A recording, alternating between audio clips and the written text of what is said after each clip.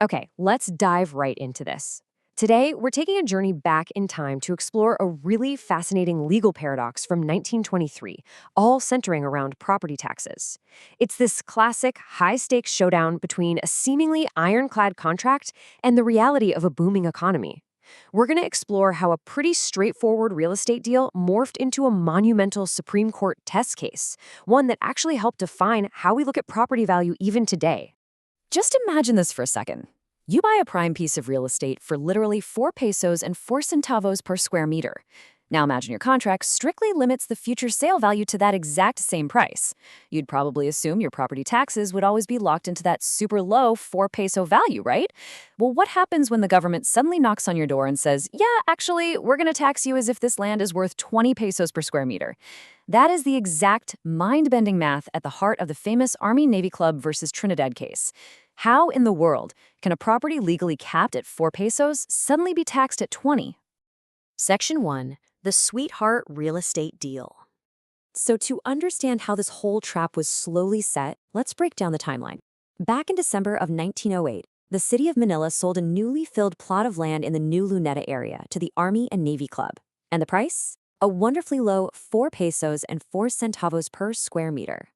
Now, the initial agreement covered just over 12,600 square meters, but by the time the final deed was actually executed in 1918, it officially totaled 12,705.30 square meters. But wait, here is the real kicker. The city threw in a massive, incredibly generous 10-year tax holiday. And because of this exemption, taxes on this land didn't actually become payable for the very first time until the year 1920. Now, what's really interesting about this slide is the fine print of that original contract. It included this incredibly strict 50-year repurchase clause. It basically said that after 50 years, the city of Manila had the absolute right to buy the land back for public purposes only. But the price they'd pay? The exact original purchase price of 4 pesos and 4 centavos, plus whatever the club had spent building on it. Essentially, the club argued that this specific clause acted like a permanent financial time capsule, permanently locking the land's value down. Section 2. The 1920 Tax Shock. But as we all know, time capsules rarely hold up against the tax collector. The year is 1920. The 10-year exemption is finally up. The very first actual tax bill arrives, and the city assessor drops an absolute bombshell. Instead of evaluating the land at the 4 pesos and 4 centavos the club originally paid, the assessor suddenly values the property at a whopping 20 pesos per square meter. Naturally, the club was totally stunned.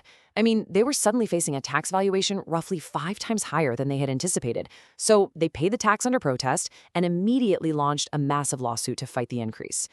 And it's really important to remember here that this isn't just some hypothetical scenario. This is a real, officially recorded Supreme Court decision from January 26, 1923, GR number 19297, Army and Navy Club versus Trinidad. At the time, this was a major test case. The stakes were incredibly high for how property laws and taxation would be handled moving forward. Section 3. The Clash of Arguments. Now, we aren't just looking at a case of clear-cut right and wrong here. Both sides presented these incredibly strong, perfectly logical arguments that literally left the lower courts scratching their heads. It was your classic unstoppable force meeting an immovable object. On the one hand, you have the appellant, the Army and Navy Club. They argued that their land literally had no sales value other than that $4.04 per square meter, because the deed restricted the land to club purposes and gave the city the right to buy it back at that exact price. They figured, hey, the value is permanently frozen. But then on the other side, the appellee, the government, argued that a 50-year repurchase stipulation doesn't just magically freeze a property's economic value for half a century, especially while the whole surrounding city is growing and booming. Like the trial judge noted, you just can't logically deduce that a parcel of land's value stays completely stationary over decades. Section 4. Defining fair market value. So, what does this all mean? How do you actually break a logical tie like that? Well, you have to look at how the law defines value when it's faced with this kind of paradox. The legal standard established for taxation is fair market value, which the Manila City Charter also calls cash value. The definition is super specific. It's the amount of money which a purchaser who is willing but not obliged to buy would pay to an owner who is willing but not obliged to sell. It asks us to consider all the uses to which the property is adapted.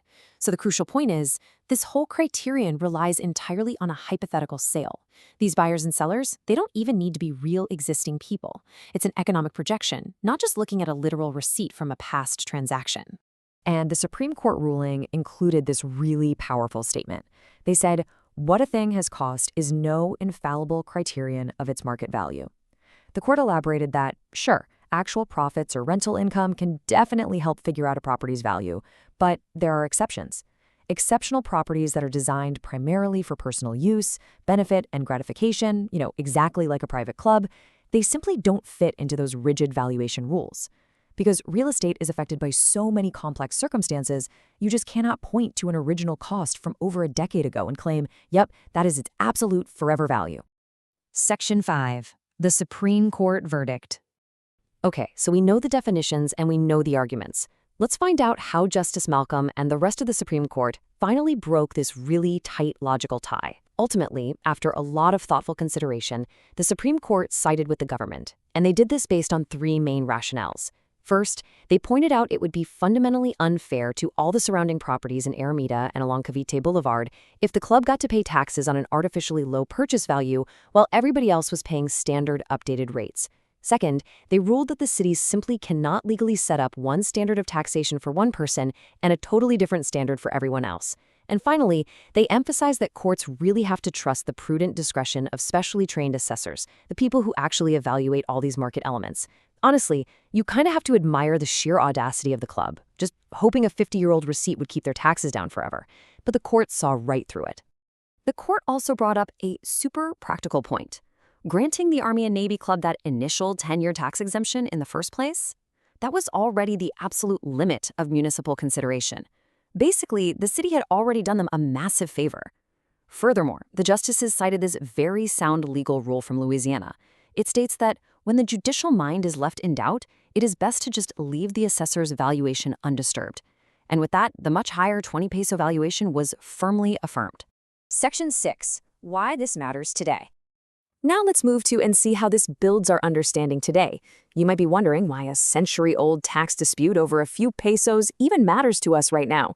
Well, it's because the principles laid down in this very courtroom still echo right through our property laws today.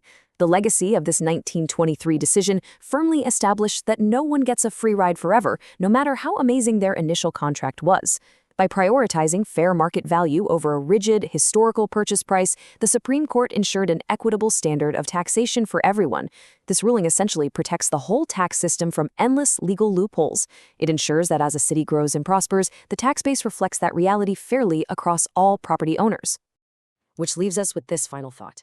Could a clever contract freeze your property taxes today? Or will fair market value always win out in the end? It's a fascinating reminder that while creative legal technicalities might win you a battle or even a 10-year tax holiday, the unstoppable force of fair market value ultimately wins the war.